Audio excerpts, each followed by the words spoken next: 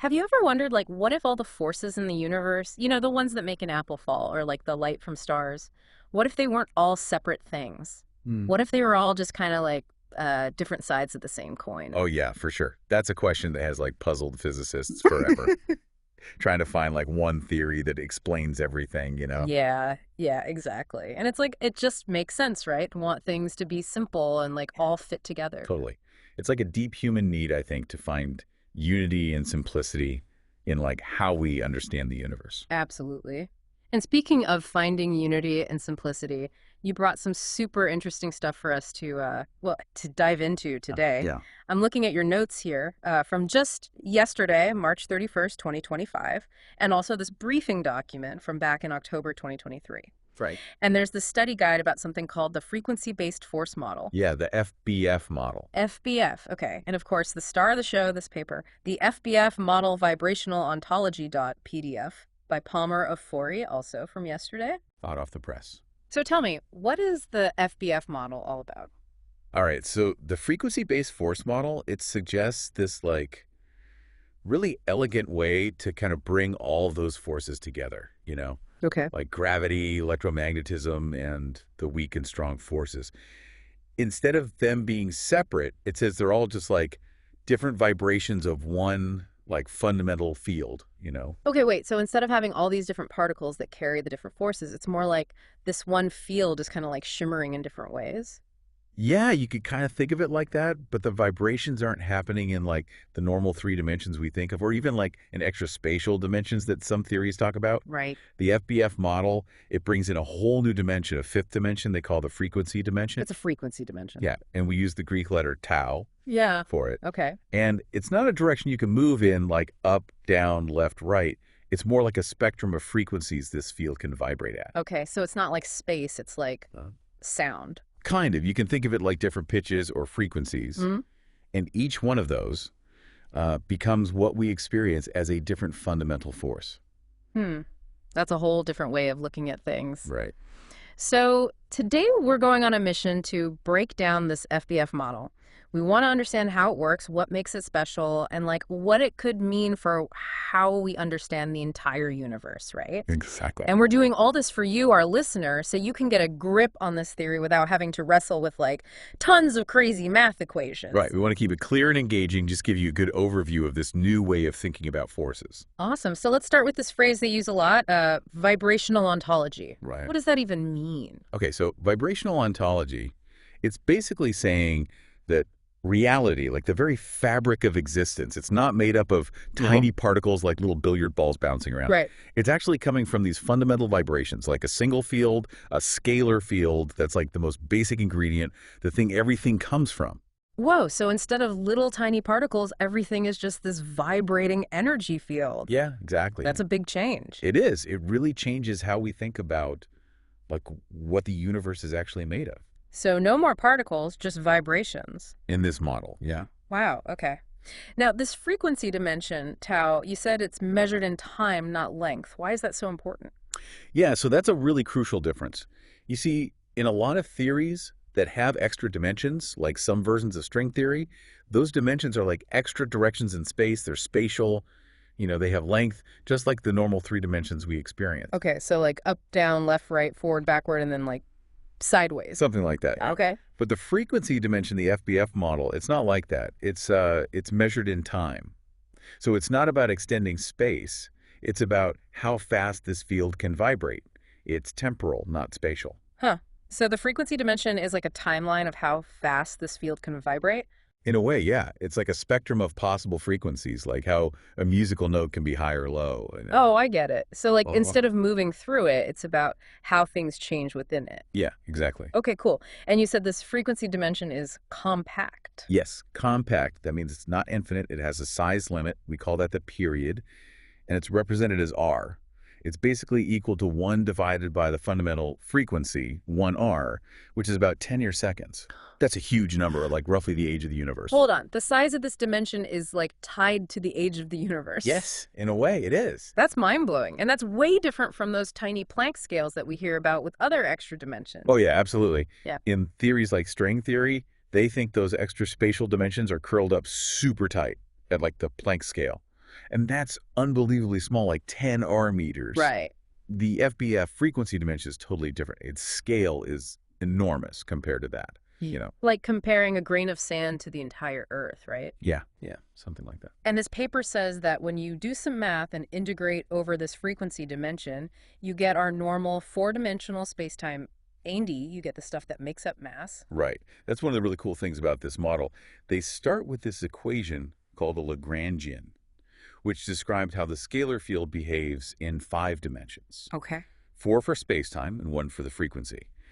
And when they integrate over the frequency dimension, basically averaging over all the possible frequencies, it collapses down, it reduces to an equation that describes our normal 4-dimensional world. And get this, as part of that process, terms pop up that look exactly like mass terms, like what we use to describe the mass of particles. Wow. It's almost like by averaging over all these frequencies in this hidden dimension, mass just kind of emerges naturally in our 4-dimensional world. Okay, so it's like you have all these different frequencies, and when you combine them, you get something totally new. Yeah, Mass. that's a good way to put it, yeah. Awesome. Okay, let's talk about this fundamental frequency at core.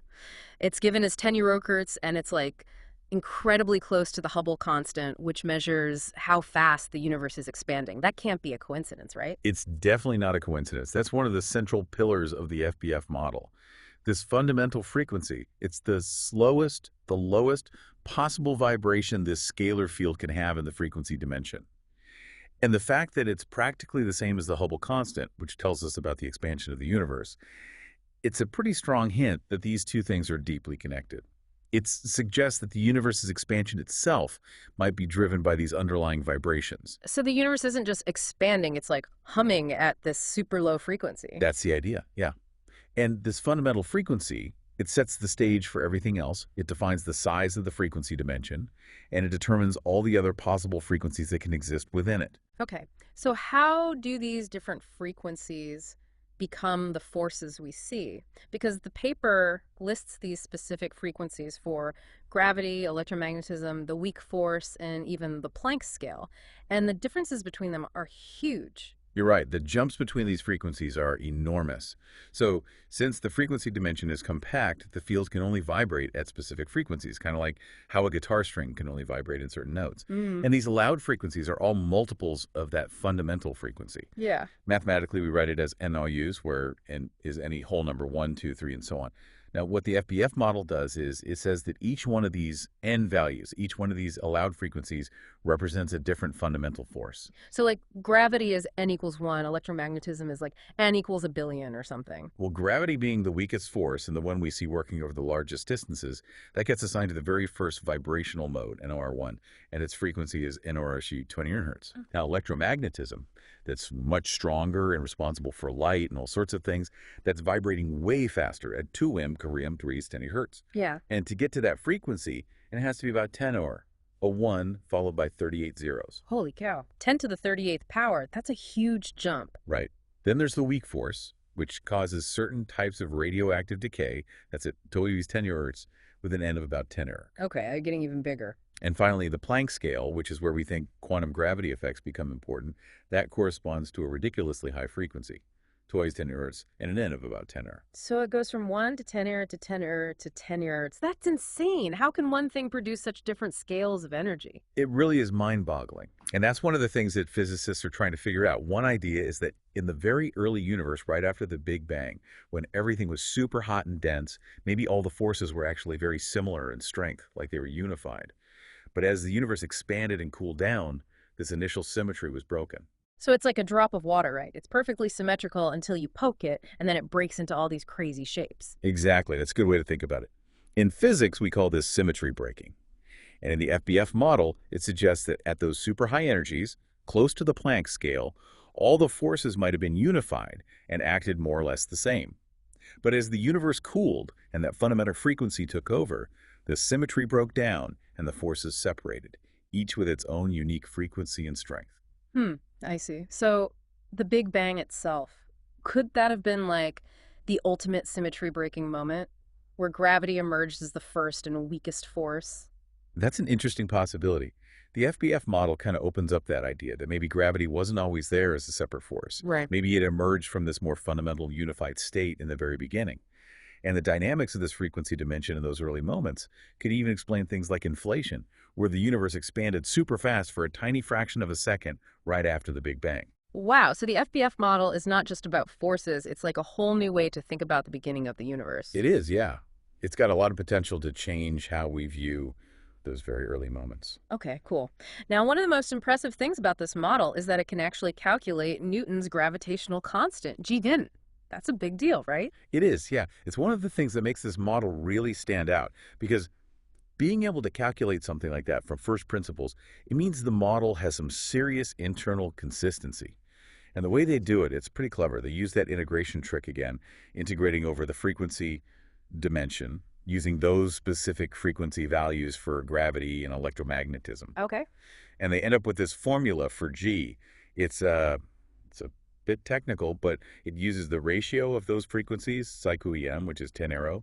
And when you plug that in, the answer you get for G is spot on with what we measure in experiments. Wow, so it's not just a bunch of ideas, it can actually make accurate predictions. Exactly. That's pretty amazing. So how does this FBF model stack up against the big theories out there like string theory, quantum field theory, and loop quantum gravity? What are its pros and cons compared to those? Right, that's a great question.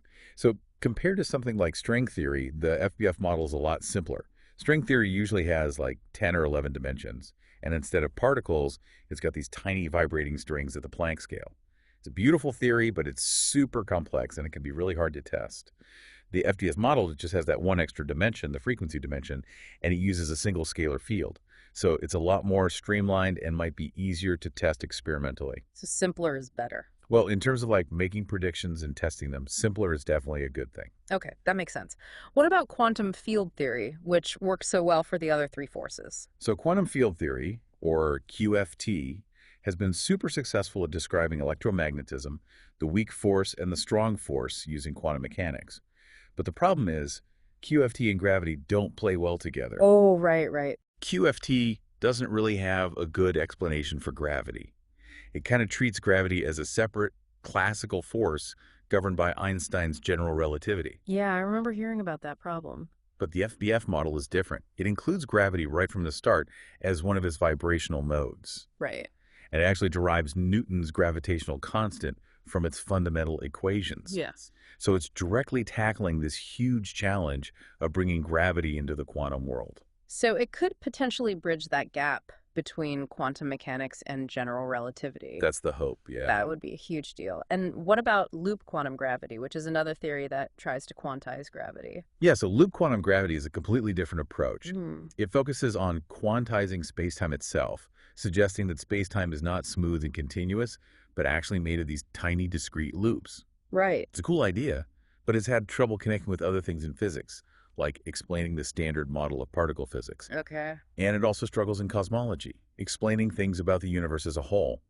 Interesting. The FEF model, on the other hand, since it's tied to the Hubble constant and cosmic expansion, it seems to fit better with cosmology right from the get-go. So it's got a leg up in terms of explaining how the universe works on a large scale. Exactly. Cool. Okay, so the FBF model seems to be a good contender, a simpler and maybe a more comprehensive model of the universe. But the big question is, can we test it? Are there experiments or observations that can prove it right or wrong? Yes, absolutely. Mhm. And that's where the FBF model really gets exciting, because it actually makes several testable predictions. And that's crucial for any scientific theory, right? Totally. It's got to have some way to be confirmed or refuted by real-world evidence. Okay, I'm all ears. What are these testable predictions? Where should we be looking? All right, so one prediction is about something called the muon G2 anomaly. The muon, it's like a heavier version of the electron, and it acts like a tiny magnet. Okay. Now, the strength of its magnetic field, it's a little bit off from what the standard model predicts. Really? Yeah, and this difference, this anomaly, it's been measured really precisely in experiments, especially the recent ones at Fermilab. Right, I've heard about those. And what's cool is the FBF model can actually calculate what this anomaly should be. And the value it gives is about 2.5 Naurs-10 error, which is really close to what the experiments are seeing. So it's like the FBF model is saying, hey, I can explain that weird thing you're seeing with muons. Exactly. And even better, Fermilab is going to release even more precise measurements in the next couple of years, maybe even this year. Wow. So we'll get to see if the experimental value gets closer to the standard model prediction or if it stays closer to the FBF model's prediction. Okay, so it's like a showdown between the standard model and the FBF model, and the muons are going to decide the winner. That's a fun way to think about it, yeah. I like it. Okay, what else? What other predictions does the FBF model make? Another one, a really cool one, is about the existence of new particles called hybrid particles. Hybrid particles. Yeah. The FBF model has this mass formula, Mn equals OEC, which connects the mass of a particle directly to its vibrational mode number n and that fundamental frequency, OUs. And this formula basically says there should be a whole spectrum of particles with masses that are multiples of some base unit determined by that fundamental frequency. One specific prediction is for a hybrid particle with a mass of about 100 GeV, which is really heavy. That would correspond to a huge vibrational mode number, and of about 2.4 to 70. Another one of those massive numbers. Yeah, they get big fast. But what's really cool is that the FBF model even predicts how this particle should decay. It says it should decay into 2 photons and with a very specific lifetime. Okay. And that's something we can actually look for at the Large Hadron Collider, at the LHC. They're smashing particles together at incredibly high energies there, and the big detectors, ATLAS and CMS, could potentially see this hybrid particle if it exists. So if they see a new particle at 100 GeV decaying in that specific way, bingo, another point for the FBF model. Exactly. It would be pretty convincing evidence. Okay, last but not least, what about the third prediction? The third prediction is about the cosmic microwave background, or the CMB for short. Ah, the CMB, the afterglow of the Big Bang. That's right. And the FBF model says that there should be specific patterns, little ripples, in the CMB. These are like tiny variations in temperature across the sky that are leftovers from the very early universe. Okay. And the FBF model says these ripples should have a particular shape, a kind of oscillatory pattern, and they even give an equation to describe it. Wow. So precise. It is. And the great thing is we have a lot of data about the CMB from the Planck satellite and from other upcoming experiments like the Simons Observatory. So scientists can go back and analyze this data and look specifically for these predicted ripples. So if they find those ripples, that's another win for the FBF model, right? Absolutely. It would be like a smoking gun signal that something like the FBF model is at work in the universe. That's so cool. I love how this model makes all these testable predictions. It's not just theoretical. It's got real-world implications. Right, exactly. It's putting itself out there to be tested, which is what makes it so exciting. Absolutely. Now, you mentioned before that mass comes from these vibrational frequency modes. Can you talk a little more about what that means? Sure. So in the FBF model, the idea of a particle having its own fixed intrinsic mass, that kind of goes out the window. Okay. Instead, mass becomes an emergent property, something that arises from how this scalar field is vibrating in that frequency dimension. And that mass formula, MnHECNC, it tells us that the mass of a particle is directly tied to its vibrational mode number n and that fundamental frequency bot. Okay. So instead of mass being this fundamental property that particles just have, it's more like the higher the vibrational mode of the field, the heavier the particle that pops out in our four-dimensional world. So it's almost like the universe is a giant synthesizer, and particles are the notes it's playing, each note with a different mass depending on how fast it vibrates. That's a great analogy. It captures the essence of what the FBF model is saying. Wow, this is all pretty mind-blowing stuff. It is, right. It's a whole new way of thinking about reality.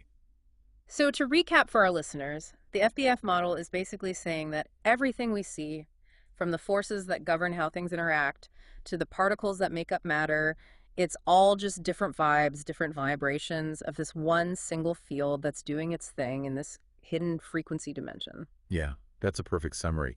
And what's amazing is that it manages to do all that while still being relatively simple and elegant compared to some other theories out there. Exactly. And for our listeners out there who are always keen to learn new things and have those aha moments, the FBF model gives you a totally new way to look at physics, all without having to get bogged down in tons of complicated math. Right. It's like a fresh, exciting perspective on the universe that anyone can grasp. Exactly. So, to wrap things up, let's leave you with this thought. What if the universe we live in is really just a massive cosmic symphony, a symphony of vibrations happening in this dimension that's beyond our normal senses? And those vibrations are what create everything we see and experience. It really makes you think about the nature of reality, doesn't it? It totally does. And if those experiments we talked about, if they confirm what the FBF model predicts, well, that will change everything. It would open up a whole new chapter in our understanding of the cosmos. No doubt about it. And it's a reminder that science is always evolving, and we should always be open to new ideas, even if they seem radical at first. Totally. So, to all our listeners, take some time to ponder these ideas, maybe explore some of these concepts further. Who knows? Maybe one of you will make the next big breakthrough in physics. Until next time, thanks for joining us on this deep dive. It's been a pleasure. Thanks for having me.